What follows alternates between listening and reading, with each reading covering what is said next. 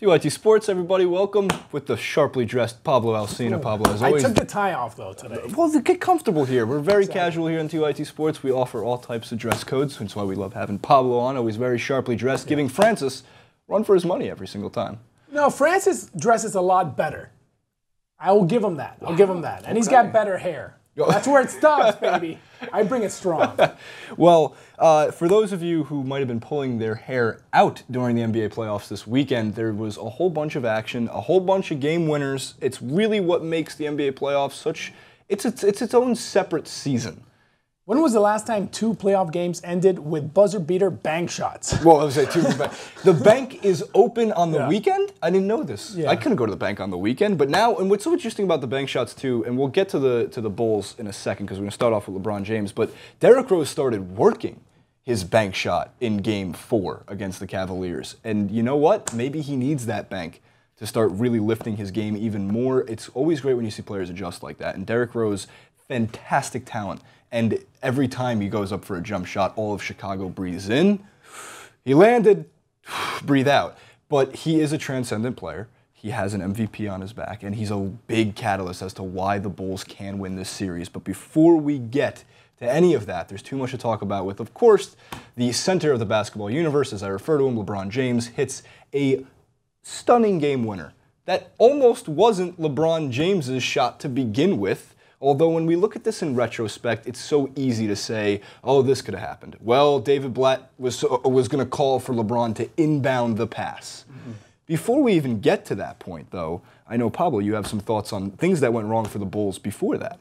First of all, you can't let LeBron James take the shot being single covered. Double team LeBron James. If somebody else beats you, good for them. LeBron James can't get a clean shot. Butler's a great defender, but he's not a tall defender. Right. In this situation, you know LeBron's going to shoot a jumper.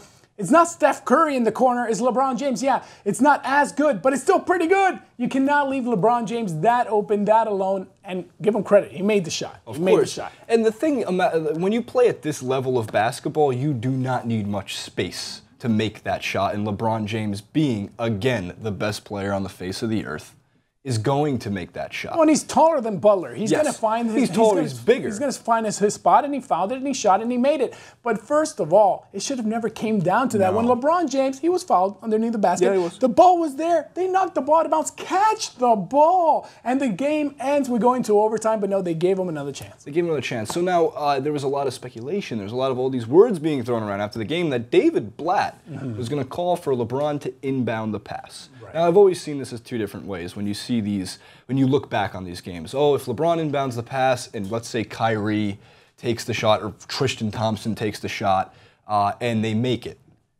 What a genius David Blatt is for calling that play to take LeBron out of the game to make the pass because he's got court vision. Or if they miss it, what an idiot David Blatt is. It's almost unfair. But here's what LeBron had to say specifically on David Blatt. So let's take a look at that tweet. This is in reference to what LeBron James on overruling Coach David Blatt in the final play. Quote, "To be honest, the play that was drawn up, I scratched it. I just told Coach, give me the ball. We're either going to go to overtime or I'm going to win it for us. It was that simple. I was supposed to take the ball out. I told Coach there's no way I'm taking the ball unless I can shoot it over the backboard and it goes in. I told him have somebody else take the ball out, give me the ball, and everybody get out of the way." Well, look. Why are you calling out your coach? If he misses that shot, is LeBron James saying, well, Coach had a different idea? No, he's only making those comments because he made the shot. If he misses the shot, he doesn't make those comments. And remember the last couple of seasons when LeBron wouldn't take the last shot, he would say, hey, I'm a facilitator. I'm going to give my team the best option. So he would pass to a Ray Allen. He would pass to Dwayne Wade on occasion. He wouldn't take it on himself. Now all of a sudden he's saying, oh, it's all on me. It's all on me. Well, I see a different vibe from LeBron James. Yes. What we saw before, I think now he wants to be the man. He wants to put it all on his shoulders. Yes. But there's no need to call out your coach. Baby, so, if you miss a shot, you wouldn't have said anything. So I don't think it's wrong that LeBron called out his coach after the game because LeBron is the coach of the Cleveland Cavaliers, in my opinion. Why say you won the game? So when it comes down to it, though, LeBron has a different vibe in this season. He's playing with a very ill-experienced playoff roster, almost with no experience.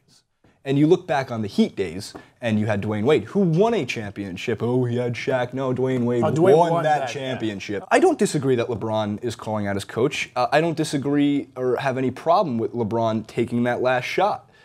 Because he is the best player on the face of the earth. Why say it? What are you adding by saying my coach had this horrible decision? If he misses a shot, it wasn't a horrible decision. Who knows? What's the point of pointing out that the coach... We're reminiscing on the fact that we think he said it was a horrible decision, and maybe that's how you take it in the context it was given, but I simply just take that as, give me the ball, coach. I want to take the shot.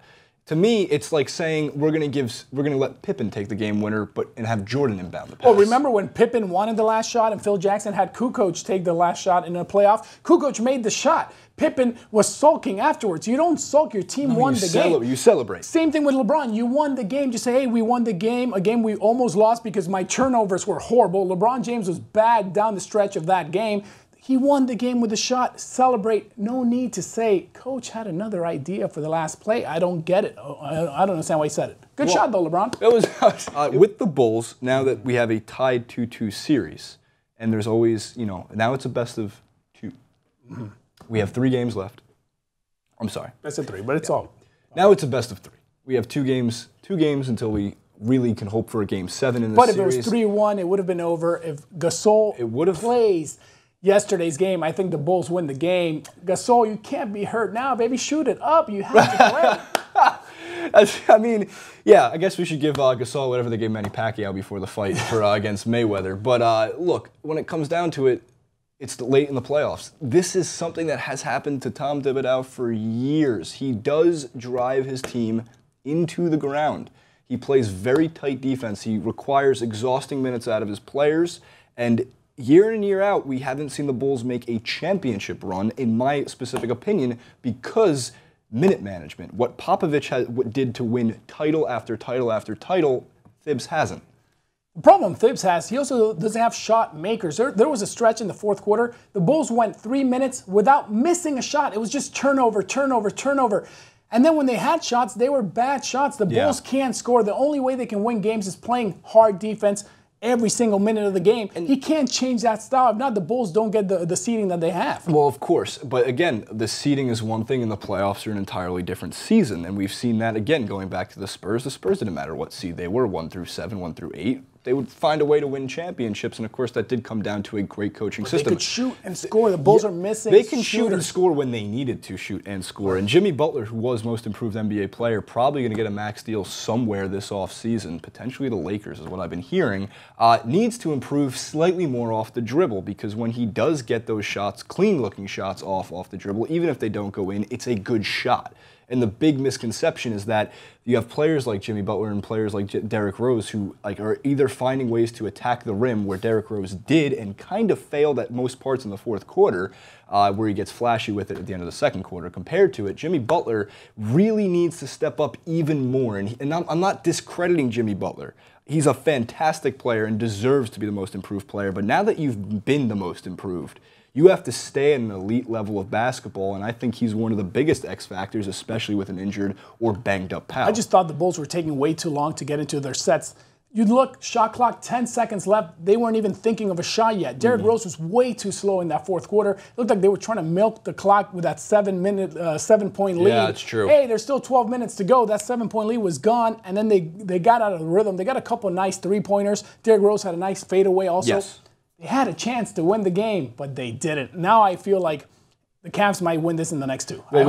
We do go back to Cleveland and home court, although we've seen some weird tendencies in this NBA playoffs where home court, what does it mean? I mean, the Clippers and the Spurs were trading off road game wins, which is always strange to me because you gotta win on your floor. Yeah, but the Bulls are shooting 15 less free throws at home. Imagine in Cleveland. The calls are going to go even more to Cleveland's side, more for LeBron James. Look at the free throw disparity playing in Chicago. Let's move on, because the truth. In the Eastern Conference, it's not just the Cavs and the Bulls. We have a whole other series, the Hawks and the Wizards, coached by the Wizards' Randy Whitman, who I think is the worst coach in the NBA right now.